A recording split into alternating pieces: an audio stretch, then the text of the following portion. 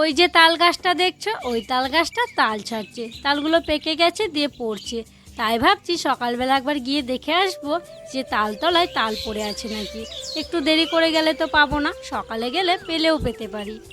শুভ সকাল আমার প্রিয় বন্ধুরা, আশা করছি তোমরা যে যেখানে আছো সকলে ভালো আছো, সুস্থ আছো। বীরভূম জেলার ছোট্ট একটি গ্রাম থেকে আমি দৈবকী তোমাদের সকলকে জানাই আমার ব্লগ চ্যানেলে অনেক অনেক স্বাগত, অনেক অনেক ভালোবাসা। তো দেখো সকালবেলা উঠে আমি একদম তালতলায় চলে এসেছি তাল কোরানোর জন্য। কয়েকদিন পরেই তো জন্মাষ্টমী, তো তালের বড়া করতে হবে। তাই এই দেখো তাল গাছ, আর এটা তো আমাদেরই তাল গাছ। তো আমি শুনলাম জানো তো তাল পড়ার আওয়াজ হলো, দিয়ে এসে দেখছি তালতলাতে তাল নেই। তো যাই হোক, আমার আগেই হয়তো কেউ এসেছিলো যে তাল কুড়িয়ে নিয়েছে। আমি তো বাড়ির কোনো কাজ করলাম না, তালটা কোরাবো বলে আগেই চলে এলাম। শুধু ওই মারুলিটা দিয়েছি, ওটা তো সূর্য ওঠার আগেই দিতে হয়, তো সেই জন্য মারুলিটা দিয়েই চলে এসেছি। তো যাই হোক, এখন থেকে ব্লগটা স্টার্ট করলাম, তোমরা ফুল ব্লগটি দেখতে থাকো, আশা করছি খুব ভালো লাগবে। তো তালতলার কাছে যে কাকিমাদের বাড়ি আছে, ওই কাকিমাদের বাড়িতে যাব, দিয়ে জিজ্ঞেস করবো তাল কুড়িয়েছে নাকি। যদি বলে হ্যাঁ কুড়িয়ে রেখেছে, তাহলে যদি পাই ওদের বাড়ি থেকে একটা তাল নেব, তারপরে বাড়ি যাব। তো যাই হোক, তাল তো আর পেলাম না, বাড়িতে এসে কাজগুলো করতে শুরু করে দিলাম। যে এঁঠো বাসনগুলো ছিল সেগুলোকে নিয়ে পুকুর ঘাটে চলে এলাম। আর হ্যাঁ, কাকিমাদের বাড়ি গিয়েছিলাম, কাকিমাকে তালের জন্য বললাম। কাকিমা বলল যে দুটো তাল আছে, ওরা আজকে বড়া করবে, তো সেই জন্য দিল না। আর আমি কাকিমাকে বলে রাখলাম যে এবার যদি তাল পড়ে আমাদের জন্য কুড়িয়ে রাখবেন, আমাকে ডাকবেন, আমি এসে নিয়ে যাব।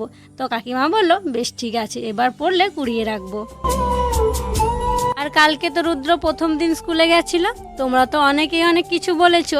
তো কি হয়েছে বলো তো, আমি তো ওকে স্কুলের গেটের ভেতরে আর কি ভরে দিয়ে এসেছিলাম। তারপরে না ওর একটা বন্ধুর মুখে শুনলাম, বন্ধু বলতে ওর থেকে বড়ই আর কি আমাদের পাড়ার, ও বলছে ও স্কুলে গিয়েই না খুব কান্নাকাটি করছিল। মাস্টারেও না অনেক চুপ করানোর চেষ্টা করেছে, কিন্তু চুপই করেনি। তাই মাস্টারে বলেছে যে তুমি বাড়ি চলে যাও। তাই ও বাড়ি চলে এসেছিলো।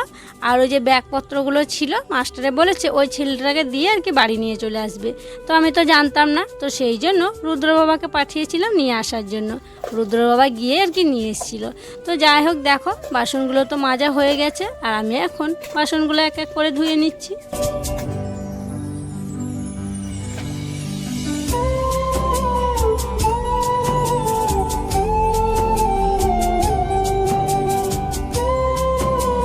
আর জানো, আমাদের বাড়ির কাছে যে কলটা আছে, ওই কলটা না খুব ভিড়, তো সেই জন্য আমি ভাবছি ওই কলে গিয়ে জলটা নিয়ে আসবো। আর দেখো দিদিরা স্কুলে বেরিয়ে পড়লো, জামাইবাবু সাইকেলে করে নিয়ে যাচ্ছে। ওই যে মাঠের রাস্তা হেঁটে যেতে হয়, ওই রাস্তাটুকু গিয়ে টোটো ধরিয়ে দিয়ে জামাইবাবু চলে আসবে।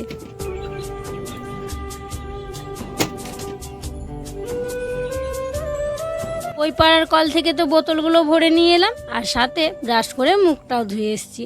তারপরে দেখো নিয়ে নিলাম এক কাপ চা, আর ওই যে 3 টাকা প্যাকেটের বিস্কুটগুলো হয় না, পার্লেজি বিস্কুট, তো সেই পার্লেজি বিস্কুট আর কি 4টে ছিল, সেই বিস্কুটই নিয়ে নিচ্ছি।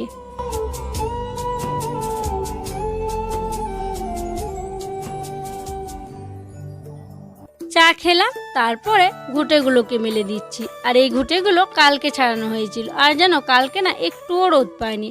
কালকে যখন ছাড়িয়েছিলাম তখন খুব রোদ বের করেছিল, তারপরেই দেখছি একদমই রোদ ছিল না, মেঘলা মেঘলা করছিল। তো সেই জন্য কালকে একটুও রোদ পায়নি, একটু ঝিপঝিপ করে বৃষ্টি পড়ছিল, তখনই না তুলে রেখে দিয়েছিলাম। তারপর তো আর মেলাই হয়নি। তাই দেখো আজকে সকাল সকাল রোদ বের হয়েছে, আর আজকে সকাল সকালই ঘুঁটেগুলোকে মেলে দিচ্ছি। ঘুঁটেগুলো মেলে দেওয়ার পর চলে এলাম গোয়াল ঘরে। এখন আমি গোয়ালটা পরিষ্কার করে নেব। আর গোয়ালে যে গোবরগুলো ছিল সেগুলো আগেই তুলে ওই যে বাইরে গামলায় গোবর থাকে, ওই গামলাটায় রেখে এলাম। তারপরে দেখো উনুনের ছায় ছিটিয়ে দিলাম, কারণ ভেজা ভেজা হয়েছিল, উনুনের ছায় দিলে ভেজা জায়গাগুলো না শুকিয়ে যায়। তো সেই জন্য ছায় ছিটিয়ে এখন গোয়াল ঘরটা পরিষ্কার করে নিচ্ছি। আর রুদ্র বাবাই তো এই কাজটা করে, আর রুদ্র বাবা তো আজকে বাড়িতে নেই, ও গেছে মুড়ি ভাজতে, তো সেই জন্য আজকে আমি ওর কাজটা করছি। গোয়াল পরিষ্কার করার পর ভালো করে হাত মুখ ধুয়ে এলাম, তারপরে কলাই সিদ্ধ করতে দিচ্ছি। আর এগুলো হচ্ছে বরবটি কলাই। কলাইটাকে আমি আধ ঘন্টা আগে ভিজিয়ে রেখেছিলাম। কি বলো তো, ভিজে রাখলে না একটু জল নেয়, তার জন্য না সিদ্ধ হতে বেশি সময় লাগে না। তো এখন দেখো একটু জল নিয়ে একটু ফুলে গেছে, প্রেসার কুকারের মধ্যে ভরে দিলাম, আর মাপ মতো জল দিয়ে দিলাম, আর দিলাম একটু সর্ষের তেল আর একটু লবণ। তারপরে দেখো গ্যাসের ঘরটায় নিয়ে চলে এলাম, আর এখন আমি বসিয়ে দেব আর 4টে সিটি দেব। বরবটি কলাই একটু বেশি সিটি লাগে, আর ভিজিয়ে রেখেছিলাম বলে একটু অল্পতেই হয়ে যাবে।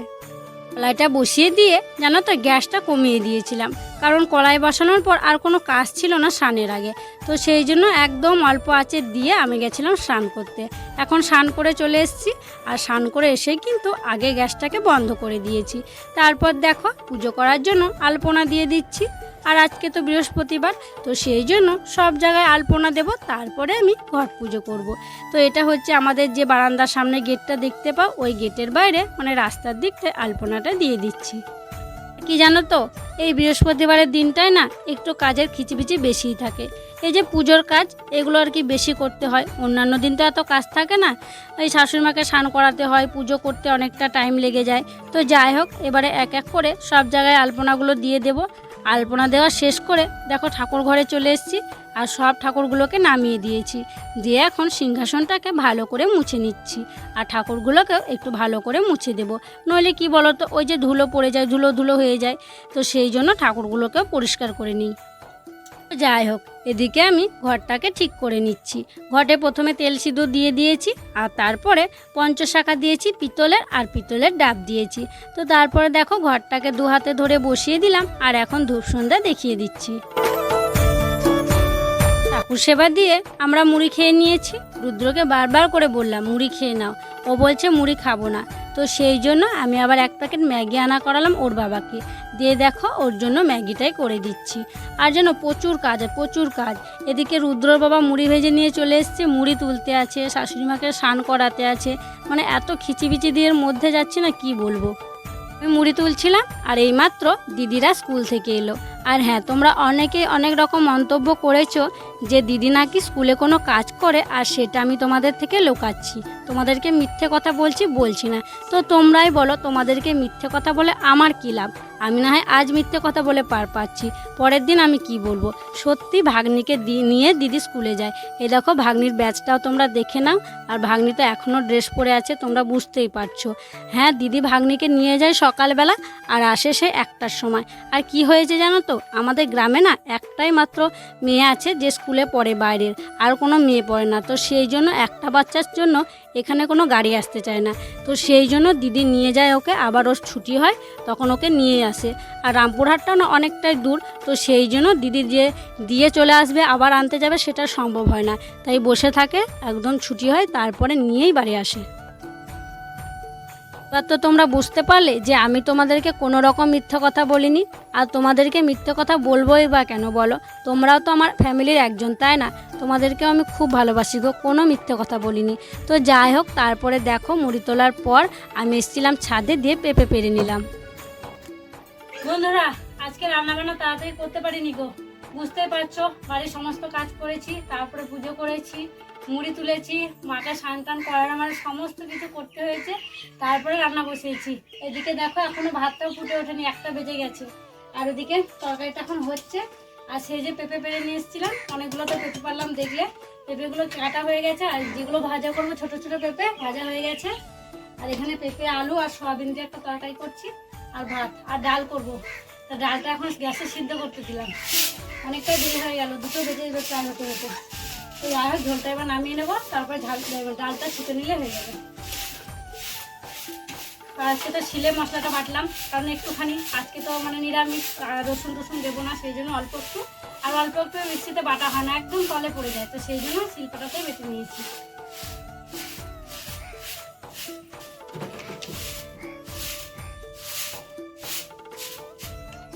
বন্ধুরা, দৈবকীর কাণ্ড কি করলে আবার আমাকে ডাকছিল? দেখো আমরা থাকলে নাকি সে বিলেতে আমরা কালকে যেগুলো মাখা করেছিলাম সেগুলো 2টো ছিল, জানো তো। আর খুব গরম লাগছে, আর গরমের দিনে দুপুরবেলাতে টকটক খেতে দারুণ লাগে, কি বলবো। তো দেখো ঠান্ডা করে নিলাম, আর খেতে তো দারুণ। দেখি আমাকে একটু দাও তো। হ্যাঁ করো।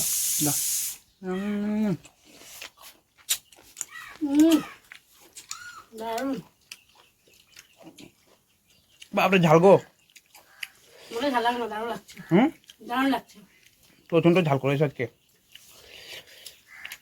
বাপরে বলে এত ঝাল, জল চলে এলো জিভে। রান্না বান্না কি হলো, কত দূর? কাটতে নামাবে এবার। আর ডালটা সিদ্ধ হয়ে গেছে, ছুটি নিলে হয়ে যাবে।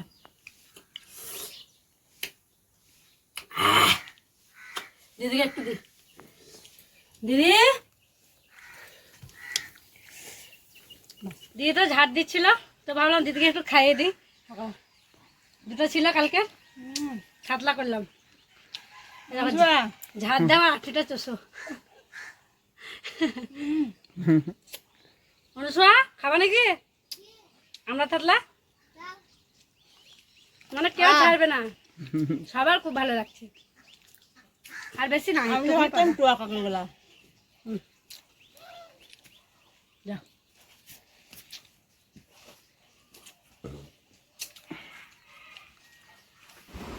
তো বন্ধুরা রান্না বান্না করার পর তো হাঁড়ি কড়াইগুলো মেজে নিয়ে এলাম।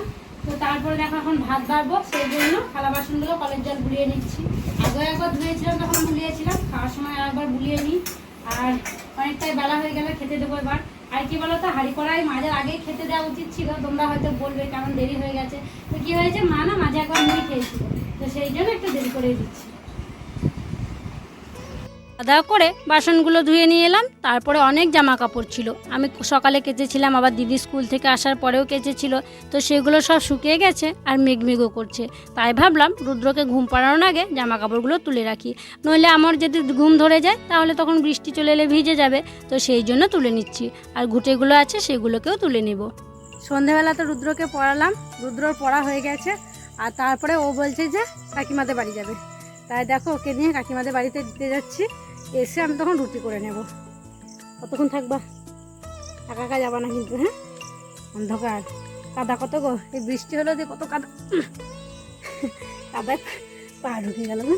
রুদ্রকে কাকাদের বাড়িতে দিয়ে আসার পর তো রুটি করে নিয়েছিলাম, আর করেছিলাম ছোলার ডাল। সেদিনকে সেই ছোলার ডাল হয়েছিল, সেই ডাল না কিছু আনা ছিল আর কি। তো ভাবলাম মায়ের আর বাবার মতো অল্প করে দিই, তো অল্প করেই করেছিলাম। আর আমাদের জন্য তো দিনের তরকারি আছে, সেটা দিয়ে আমরা ভাত খেয়ে নেব। তো যাই হোক, দেখো মায়ের জন্য আর বাবার জন্য রুটিটা বেড়ে নিচ্ছি, আর সাথে দিচ্ছি ছোলার ডাল। তো চলো, বাড়া হয়ে গেছে, এবার বাবা মাকে দিয়ে আসি। তো দেখো রুটিগুলো নিয়ে মা বাবার রুমে চলে এলাম। আর আনা মাত্রই মা বলছে কটা রুটি দিয়েছো? আমি বলছি দুটো। তো মা বলছে একটা দাও। আমি বলছি দুটো রুটি তো অন্তত খান, একটা রুটি খেয়ে কী হবে? তো জোর করে আর কি খাওয়ানো হচ্ছে। মা একদমই খেতে চাইছে না, জানো তো, কথাই শুনছে না। এত ওষুধ খাচ্ছে, খাবার না খেলে হবে? তোমরাই বলো। তো যাই হোক, 1.5খানা রুটি মাকে দিলাম। তারপরে দেখো এদিকে আমাদের ভাত বেড়ে নিয়েছি, তো সবাইকে দিয়ে দিয়েছে, আর আমারটা এখন বের করে নিয়ে আসছি। তো চলো বন্ধুরা, আজকের মতো এখানে বিদায় নিচ্ছি। তোমরা সকলে ভালো থেকো, সুস্থ থেকো। আর যারা নতুন বন্ধু হয়ে আমার এই ভিডিওটি দেখছো, তাদেরকে আমার পাশে থাকার জন্য অনুরোধ করছি। আর যারা পুরনো বন্ধু হয়ে আমার পাশে আছো, তাদেরকে আমার অসংখ্য ধন্যবাদ আর অনেক ভালোবাসা। দেখা হবে আবার পরবর্তী ব্লগে।